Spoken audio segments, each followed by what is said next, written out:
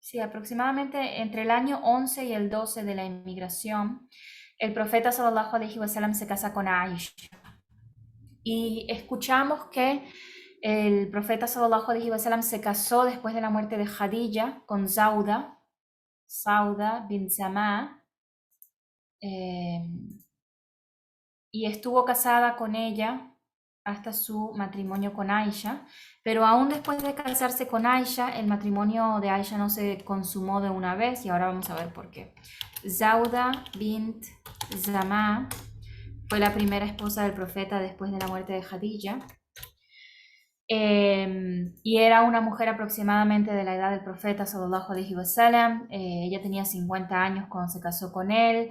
Después, entonces, el profeta tiene varios sueños donde Aisha misma cuenta que el profeta le dijo que la vio en sueños, donde el ángel Gabriel venía con algo cargado en sus manos y le decía al profeta, esta es tu esposa. Y cuando el profeta abría la manta que cubría lo que el ángel Gabriel tenía, era Aisha. ¿Okay? Y el ángel Gabriel le decía, esta es tu esposa en esta vida y en la próxima. ¿Okay? Entonces, sabemos además desde antes que los sueños de los profetas se consideran wahi. Wahi quiere decir revelación. ¿Okay? Los sueños de los profetas se consideran revelación de Allah. ¿Okay?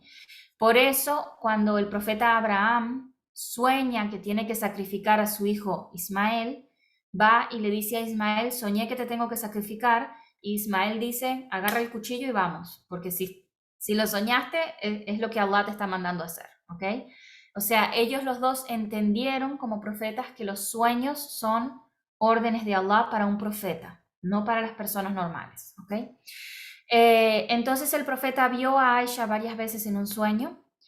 El profeta manda a Jaula a hablar con Ummi Román. Les voy a poner todos estos nombres acá porque son muchos. Y el libro que tenemos no habla mucho del matrimonio con Aisha. Manda a Jaula a hablar con Ummi Román.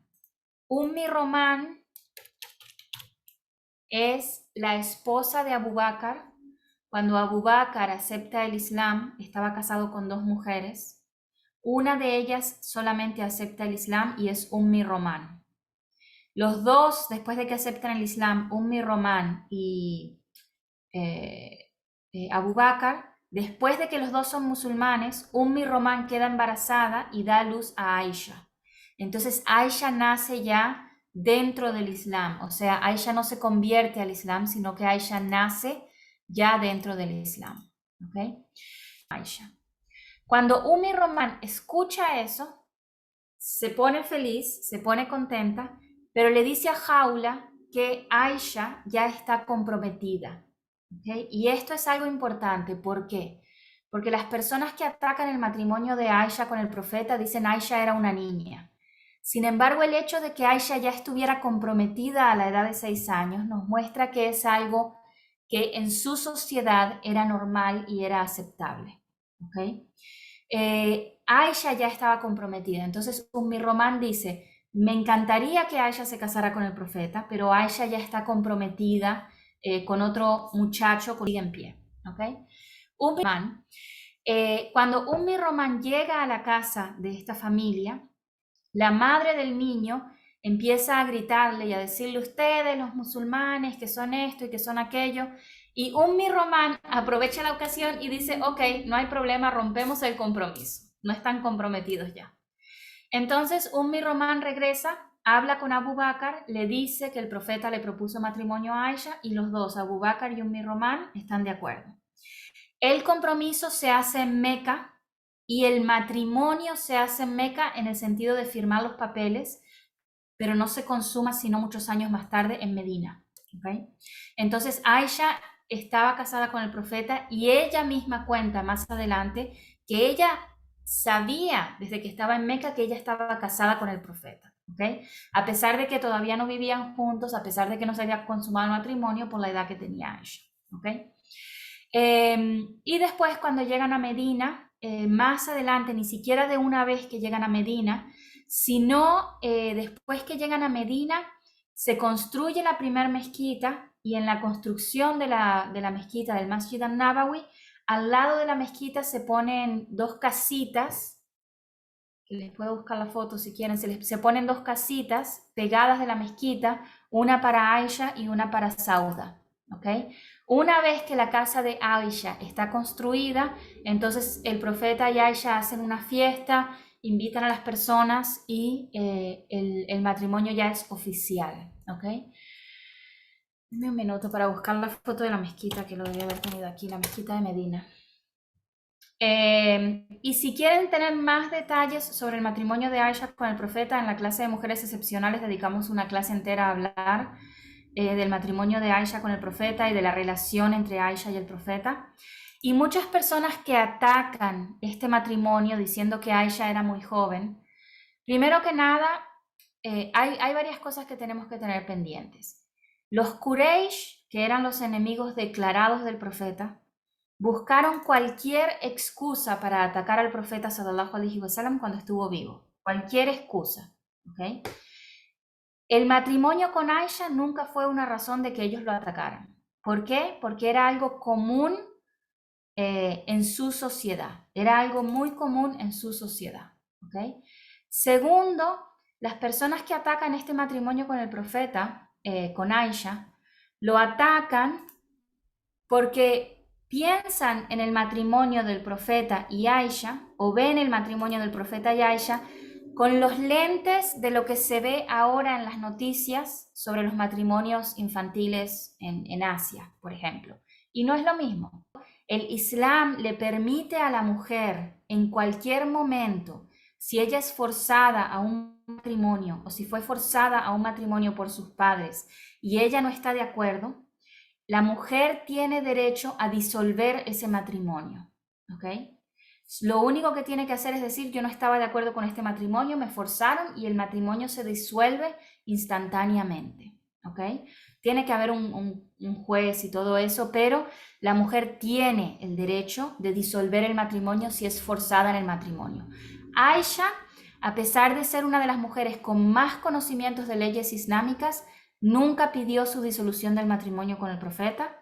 Aisha siempre estuvo orgullosa de su matrimonio con el profeta y lo que esta umma tiene como resultado del matrimonio entre Aisha y el profeta son más de 2500 hadices que Aisha narra y de que Aisha se haya memorizado el Corán completo con explicación y que parte de que ella tuviera ese tipo de memoria fue precisamente su matrimonio con el profeta a una edad muy joven, ¿ok?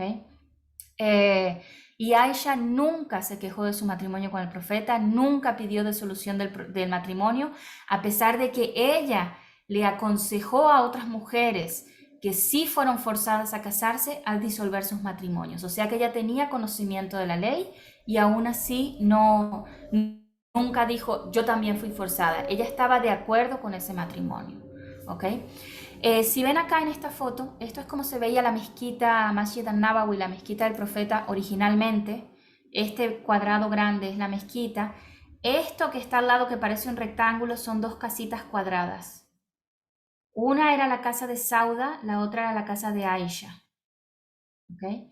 Y esto, una vez que estuvo construida la casa de Aisha, que como ven no es una casa, es más bien una habitación al lado de la mezquita, una vez que estuvo construida la casa de Aisha, entonces ellos se mudaron a vivir juntos, ¿ok? Bien.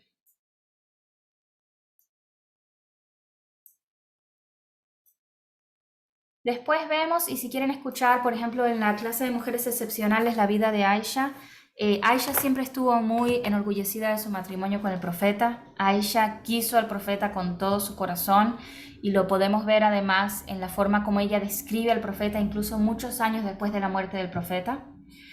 Todo el mundo sabía que Aisha era la querida del profeta, ¿ok? Y el profeta nunca se cayó o escondió su amor por Aisha. De hecho, el profeta tenía una característica que si alguien venía a hablar con él, ven que ahora alguien nos habla y nosotros estamos en el celular y decimos, sí, sí, sí, te escucho, ¿verdad? No, el profeta si alguien le hablaba, él dejaba todo, se volteaba a ver a la persona, a encararlo de frente, lo miraba, lo dejaba hablar y cuando la persona terminaba de hablar, el profeta le decía, ¿terminaste? Y si la persona decía sí, entonces el profeta le respondía. Esta forma del profeta tratar a las personas le daba la impresión a todo el que trataba con el profeta de que el profeta los quería a ellos, de que ellos eran la persona más querida del profeta, ¿ok? Porque decían, mira cómo me atendió, mira cómo me trató yo, él me debe querer muchísimo a mí porque me trata así. Sin embargo, él trataba así a todo el mundo, ¿ok? Un sahaba dijo una vez, el mismo sahaba reporta el hadith, dijo, yo veía cómo el profeta me trataba y yo decía, el profeta me debe querer a mí más que a nadie por cómo me trata. Entonces el sahaba dice, yo hice un plan que cuando estuviéramos en la mezquita y la mezquita estuviera llena de gente y el profeta estuviera hablando, yo me iba a parar y le iba a preguntar al profeta en público que quién era la persona más querida para él. Y el sahaba pensando que iba a decir el nombre de este sahaba adelante de todo el mundo y todo el mundo iba a ver que él era el más querido por el profeta. Entonces el sahaba hace eso, un día está en la mezquita está llena, el sahaba dice, tengo una pregunta, el profeta le dice, ok, ¿cuál es tu pregunta? Y el sahaba, se imagina, se separa con una sonrisa y dice, ¿quién es la persona más querida por ti? Y está pensando que le va a decir su nombre. El profeta dice, Aisha, en una reunión de hombres, en medio de la mezquita, ¿ok? Alguien le pregunta, ¿quién es la persona más querida por ti? Incluso muchos de nuestros esposos dirían mi madre o mi hija, antes que decir mi esposa, por vergüenza de decir eso en público, ¿verdad? El profeta, delante de una reunión de hombres en la mezquita, le preguntan, ¿quién es la persona más querida por ti? Y él dijo, Aisha. Y el hombre dice, no me refiero a eso, no me refiero a querida de entre tus esposas, me refiero de entre los sahaba, de entre los hombres, ¿quién es el más querido por ti? Y el profeta sallallahu alaihi wasallam dice, Abuja.